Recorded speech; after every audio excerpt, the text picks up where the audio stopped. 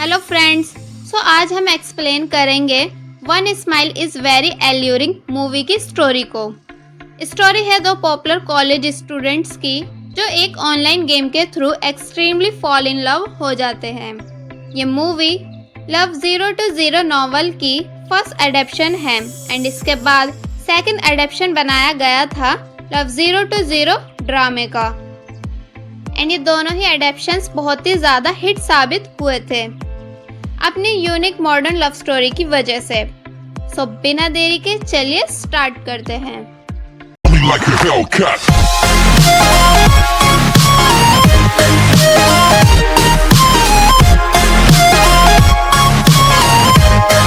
Story की starting होती है एनिमेशन सीन से, जहां हमारी फीमेल लीड वे सेकंड प्लेयर से फाइटिंग कर रही होती है एंड जैसी वो सेकंड प्लेयर को हराने वाली होती है कि तभी उसके रूम की लाइट कट हो जाती है। तो वे भाग के जल्दबाजी में अपनी बाईसाइकिल से इंटरनेट कैफ़े के लिए जाती है एंड वो इतनी जल्दबाजी में होती है कि सडनली उसकी किसी और की बाईसाइकिल से टक्कर होती है, बट वो बिना देखे सॉरी बोल के वहाँ से अंदर चली जाती है एंड गेम में वापस आके अपनी टीम को बचाकर गेमिंग राउंड कंप्लीट करती है। एंड वो इतनी स्ट्रॉन्ग प्लेयर दिखाई गई है कि वो बाद में अपने फ्रेंड्स की भी हेल्प करती है उनके राउंड्स को क्लियर करने में। एक्चुअली ये एक ऑनलाइन गेम है जो चाइना में काफ़ी ज़्यादा पॉपुलर दिखाया गया है एंड हमारी फीमेल लीड वे इस गेम की फर्स्ट प्लेयर होती है जो टॉप 10 बेस्ट प्लेयर्स की लिस्ट में एंटर करती है। वे रियल लाइफ में एक कॉलेज स्टूडेंट है फ्रॉम कंप्यूटर डिपार्टमेंट, यानी वो गेमिंग में तो एक्सपर्ट है ही, साथ ही वो स्टडी में भी ब्रिलियंट है। बट वे ने इस ऑनलाइन गेम में अपनी कोई भी प्रोफाइल पिक या खुद से रिलेटेड कोई भी इंफॉर्मेशन नहीं दे रखी होती है, जिससे उस गेम के सभी प्लेयर्स को लगता है कि वो एक मेल प्लेयर है एंड इसी वजह से वे का पार्टनर जेंशु वे से डिवोर्स ले लेता है। एक्चुअली इस गेम में दोनों प्लेयर्स को एक दूसरे का पार्टनर बनने के लिए शादी करनी पड़ती है। वे और जेशु डिवोर्स लेके अलग हो जाते हैं। अब बात करते हैं इस स्टोरी के मेन कैरेक्टर शायनाई की, जो वे के ही कॉलेज का मोस्ट फेमस सीनियर स्टूडेंट है, जो हैंडसम होने के साथ साथ इंटेलिजेंट भी है, also from computer department. And उसकी एक छोटी सी गेमिंग कंपनी भी है जिसमें वो अपने 3 बेस्ट फ्रेंड्स के साथ हार्ड वर्क करता है न्यू गेम लॉन्च करने के लिए। नेक्स्ट सीन में वे को पता चलता है कि वे के बारे में किसी ने आर्टिकल पोस्ट किया है जिसमें वो BMW कार से उतर रही होती है और साथ में लिखा है कि वो किसी रिच ओल्ड मैन के साथ रिलेशन में है। तो ये सब सुन के वे को काफ़ी गुस्सा आता है और वो उस लड़के से जाके मिलती है जिसका नाम होता है साओ गुआंग। एंड गाइस, साओ गुआंग वही लड़का है जो ऑनलाइन गेम में वे का हस्बैंड रह चुका है, बट ये बात अभी वे को पता नहीं होती है और ना ही साओ गुआंग को ये बात पता होती है कि वे भी वही लड़की है जो गेमिंग वर्ल्ड में उसकी वाइफ रह चुकी है। वे अपने शार्प माइंड का यूज़ करके विद प्रूफ सबको एक्सप्लेन करती है कि वो एक रिच बॉय को होम ट्यूशन देती है और उस रिच बॉय की मॉम इनफ टाइम में वे को अपनी BMW कार में कॉलेज छोड़ने आई थी। तो ये सब जान के साओ गुआंग को काफ़ी पछतावा होता है और साथ ही वो वे से इम्प्रेस भी होता है। तो वे अपने फ्रेंड्स के साथ एक स्टोर में होती है कि तभी उन्हें वहाँ शाओनाई आता हुआ दिखता है। तो वे और उसकी फ्रेंड्स शाओनाई को स्टोर में से देख रही होती हैं कि तभी वहाँ मैंग येरान आती है और शायनाई को आई लाइक यू बोल के अपने कॉलेज परफॉर्मेंस के लिए इनवाइट करती है, बट शाओनाई ऑब्वियसली उसे मना करके वहाँ से चला जाता है बिकॉज शायनाई किसी और लड़की को लाइक करता है और वो लड़की और कोई नहीं बल्कि वे ही है। एक्चुअली जब वे की बाईसाइकिल किसी और की बाईसाइकिल से टकराई थी तो वो लड़का और कोई नहीं बल्कि शायनाई ही था और जब वो वे को अंदर जाके देखता है तो वो वे की गेमिंग स्किल्स एंड उसकी ऑनेस्टी से बहुत ज़्यादा इम्प्रेस होता है। एंड देन कॉलेज के मोस्ट पॉपुलर स्टूडेंट यानी शायनाई को वे से वन साइड लव हो जाता है। वहीं गेमिंग वर्ल्ड में जेंशु यू याओ नाम की लड़की से शादी करता है बिकॉज उसे लगता है कि वह ब्यूटीफुल लड़की नहीं थी और यू याओ बहुत ही ज़्यादा ब्यूटीफुल लड़की है। एंड आफ्टर मैरिज सेरेमनी वह की मुलाकात शाओनाई से होती है जो गेम की टॉप लिस्ट का नंबर 1 प्लेयर है। वो वह से शादी करने को बोलता है और उसे बताता है कि वो पीके कंपटीशन में पार्टिसिपेट करना चाहता है और उसके लिए उसे एक पार्टनर की ज़रूरत है और वह टॉप लिस्ट की पहली फीमेल प्लेयर है, इसलिए वो वह को अपना पार्टनर बनाना चाहता है। बट अभी वह को ये नहीं पता है कि शाओनाई उसके ही कॉलेज का वही पॉपुलर लड़का है जिसे वो अपना रोल मॉडल मानती है। नेक्स्ट सीन में शाओगुआंग वह को कॉलेज के गेट पे खड़ा होकर प्रपोज करता है। तो जैसी ये बात शाओनाई को पता चलती है तो वो गुस्से में कॉलेज के गेट पे जाता है।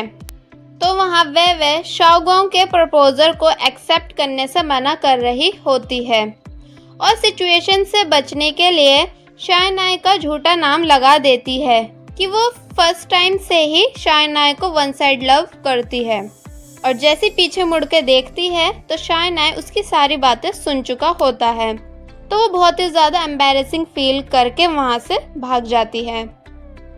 वहीं वह की टीम वह पे गुस्सा करती है क्योंकि उसने दूसरी टीम के मेंबर यानी शाओनाई से शादी की है और इस वजह से ज़ेनशु वह पर गद्दारी का इल्ज़ाम लगाता है और पूरे गेमिंग वर्ल्ड में वह के ऊपर गद्दारी का टैग लग जाता है और इसलिए वह अपनी टीम छोड़कर चली जाती है। जब ये बात शाओनाई को पता चलती है तो उसे वह के लिए बहुत ही ज़्यादा बुरा लगता है क्योंकि वह की टीम और ज़ेनशु उसे गेम की वर्ल्ड चैट पर बुरा भला बोल रहे होते हैं। तो शाओनाई गुस्से में ज़ेनशु को फाइटिंग चैलेंज के लिए इनवाइट करता है, मतलब एक साइड हस्बैंड तो दूसरी साइड एक्स हस्बैंड। फिर बस शाओनाई ज़ेनशु को बहुत आसानी से हरा के सबक सिखा देता है। नेक्स्ट डे शाओनाई यूजिन कंपनी के सामने अपने गेम की प्रेजेंटेशन देता है क्योंकि शाओनाई और उसकी टीम को अपने न्यू गेम यानी न्यू सिटी को लॉन्च करने के लिए इन्वेस्टर की ज़रूरत होती है। तो यूजिन कंपनी को शाओनाई का न्यू गेम पसंद आ जाता है और वो उससे बोलते हैं कि हम डिस्कस करके जवाब देंगे, इसलिए तुम बस अब गुड न्यूज़ का वेट करो। वहीं नेक्स्ट डे पीक कंपटीशन होता है जिसमें प्लेयर्स को अपने पार्टनर के साथ एंटर करना होता है बट शाओनाई कंपटीशन के लिए नहीं आता है और वह उसका वेट करती रह जाती है एंड देन कोई और कंपटीशन जीत जाता है। तो वह इस सब से काफ़ी ज़्यादा सैड हो जाती है और कुछ दिन के लिए ऑनलाइन नहीं आती है एंड सिर्फ अपने एग्ज़ाम्स पर फोकस करती है। तो शाओनाई का फ्रेंड वह की फ्रेंड की आईडी से उसे बताता है कि शाओनाई का कार एक्सीडेंट हो गया था, इसलिए वो कंपटीशन के लिए नहीं आ पाया था। तो वह ऑनलाइन आती है और शाओनाई से बात करती है एंड देन सारी मिसअंडरस्टैंडिंग दूर होने के बाद फाइनली शाओनाई वह से मिलने को कहता है। तो वह शाओनाई से मिलने के लिए बहुत ही ज़्यादा एक्साइटेड होती है और अपनी फ्रेंड्स के साथ जाके शॉपिंग भी करती है एंड आफ्टर एग्ज़ाम वह शाओनाई से मिलने जाती है एंड देन जब वो शाओनाई का वेट कर रही होती है तो उसे वहाँ शाओनाई खड़ा हुआ दिखता है। तो उसे लगता है कि शाओनाई किसी और का वेट कर रहा है बिकॉज गेम में वो शाओनाई को किसी और नाम से जानती है। तो शाओनाई खुद से वह के पास आता है तो वह शाओनाई को देखकर बोलती है कि व्हाट अ कोइंसिडेंस। तो शाओनाई बोलता है कि ये कोई कोइंसिडेंस नहीं है, मैं तुम्हारा ही वेट कर रहा था। एंड देन ऑब्वियसली वह लाइक टोटली शॉक। देन दोनों साथ में काफ़ी टाइम स्पेंड करते हैं। तभी शाओनाई के पास उसकी फ्रेंड की कॉल आती है और वो उसे बास्केटबॉल कंपटीशन के लिए बुलाता है जहां यीरान भी शाओनाई को चेयर अप करने के लिए आई हुई होती है जिसने शाओनाई को स्टार्टिंग में प्रपोज किया था। तो वो शाओनाई को चेयर अप कर रही होती है एंड जब मैच के ब्रेक में शाओनाई यीरान की साइड आ रहा होता है तो उसे लगता है कि शायनाई उसके पास आ रहा है, बट वो वेवे के पास आता है एंड वेवे से आफ्टर मैच साथ में लंच करने के लिए बोलता है। ये सुनकर वहाँ बैठे सभी लोग शॉक हो जाते हैं एंड सबको पता चल जाता है कि वेवे एंड शायनाई डेट कर रहे हैं एंड ये सब देख के येरान गुस्सा होके वहाँ से चली जाती है।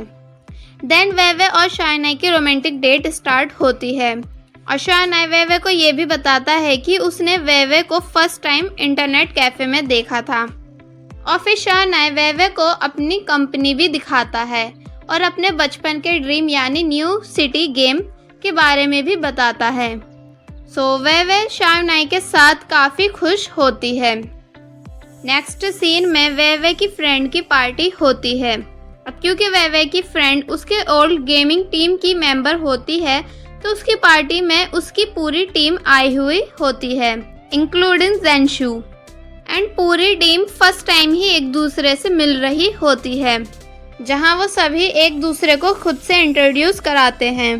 तो गेम में तो रूमर फैला हुआ था कि वेवे फीमेल नहीं बल्कि मेल है। तो जैसी वेवे पार्टी में आती है तो वेवे की ब्यूटी देख सब शॉक हो जाते हैं। और जब ज़ेनशु को पता चलता है कि उसके कॉलेज की लड़की वेवे ही उसकी गेमिंग में एक्स वाइफ रह चुकी है, जिसको उसने प्रपोज भी किया था, तो वो पूरी तरह शॉक हो जाता है एंड उसे अपनी गलती पे बहुत ही ज़्यादा पछतावा भी होता है। और इसीलिए आफ्टर पार्टी ज़ेनशु वेवे को लिफ्ट देने के लिए पूछता है तो वेवे मना कर देती है एंड तभी उसे लेने के लिए वहाँ आता है शायनाई। तो वेवे का इतना हैंडसम बॉयफ्रेंड देख के सब काफ़ी सरप्राइज हो जाते हैं और कुछ जेलस भी हो जाते हैं। तो ज़ेनशु की गर्लफ्रेंड शायनाई को बताती है कि वेवे कैरेक्टर लेस है बिकॉज वो ऑनलाइन किसी और को डेट कर रही है एंड ऑफलाइन तुम्हारे साथ डेटिंग कर रही है। तो शायनाई बोलता है कि अगर वेवे मेरे साथ रहना चाहती है तो मुझे और सब बातों से फ़र्क नहीं पड़ता, और फिर वो वेवे को वहाँ से अपने साथ ले जाता है। मतलब अब यहाँ तक सब कुछ सही चल रहा होता है कि तभी आ जाता है बीच में ट्विस्ट। समर वेकेशन स्टार्ट हो जाते हैं तो वेवे घर चली जाती है अपने पेरेंट्स के पास न्यू ईयर सेलिब्रेट करने के लिए, बट शायनाई और उसके फ्रेंड्स अपने घर नहीं जाते हैं बिकॉज उनकी कल मीटिंग होती है यूजिन कंपनी वालों के साथ। बट जब वो चारों यूजिन कंपनी जाते हैं तो उन्हें पता चलता है कि यूजिन कंपनी वालों ने उनके गेम न्यू सिटी के सारे कैरेक्टर्स, बैकग्राउंड एंड लेवल्स सब अपने गेम के सेकंड वर्जन में कॉपी कर लिए हैं। और वो कंपनी उनके गेम में इन्वेस्टमेंट करने से तो गई बल्कि उनका ही गेम चुरा के उन्हें अपनी कंपनी में एज ए जॉब का ऑफर देती है। तो शायनाई बोलता है कि तुम हमें एक बार चीट कर सकते हो, हर बार नहीं, और वो सब वहाँ से चले जाते हैं। इस सब के बाद शायनाई काफ़ी ज़्यादा सैड हो जाता है, बट वो वेवे को इस सब के बारे में कुछ भी नहीं बताता है और वेवे का न्यू ईयर अच्छे से बनाने के लिए गेमिंग वर्ल्ड में उसे काफ़ी सरप्राइज भी देता है।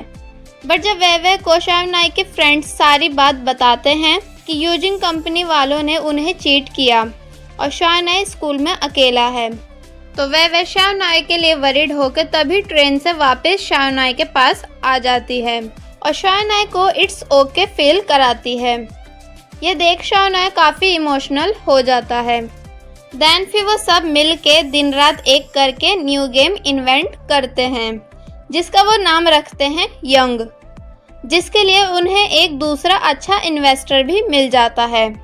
देन आफ्टर 4 years हमें दिखाया जाता है कि शायनाई का न्यू गेम यंग बहुत ही ज़्यादा हिट हो चुका है, यहाँ तक कि वो जिस गेम में फर्स्ट टाइम मिले थे वो उस गेम को भी बीट कर देता है।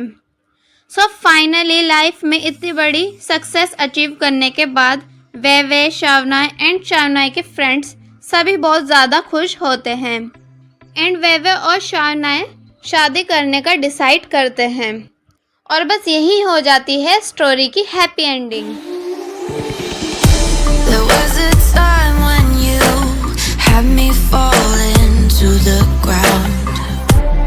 आई होप आप सभी को इस स्टोरी की एक्सप्लेनेशन पसंद आई होगी।